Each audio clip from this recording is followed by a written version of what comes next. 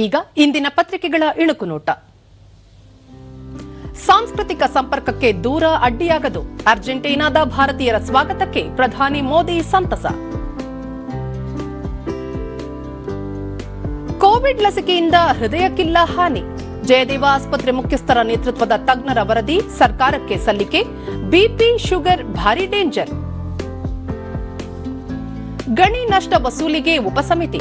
HK Patil ನೇತೃತ್ವದಲ್ಲಿ ಸಂಪುಟ ಉಪಸಮಿತಿ ರಚಿಸಿ ಆದೇಶ. ತಿಂಗಳಲ್ಲಿ ವರದಿಗೆ ಸೂಚನೆ. ಗ್ರಾಮ ಪಂಚಾಯಿತಿ ವಾಣಿಜ್ಯ ಆಸ್ತಿ ತೆರಿಗೆ ಪರಿಷ್ಕರಣೆ. ಅಪಾರ್ಟ್ಮೆಂಟ್, ವಿಲ್ಲಾ, ವಾಣಿಜ್ಯ ಸಂಕೀರ್ಣ, ಮಾಲ್ಗಳಿಗೆ ಅನ್ವಯ. ಜಾವ್ಲಿನ್ ಥ್ರೋ ನೀರಜ್ ಮುಡಿಗೇರಿದ ಕ್ಲಾಸಿಕ್ ಕಿರೀಟ.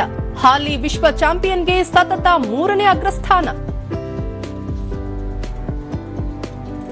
ಇವು ಇಂದಿನ ಪತ್ರಿಕೆಗಳ ಪ್ರಮುಖ ಸುದ್ದಿ. ಉಳಿದಂತೆ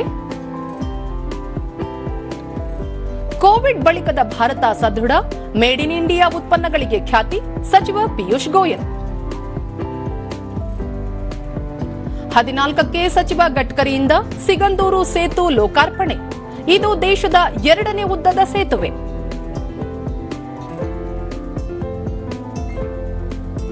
ಚಿತ್ರಕಲಾ ಶಿಕ್ಷಣ ಸಂಸ್ಥೆಗೆ ಶೀಘ್ರ ಜಾಗ ನಿಗದಿ.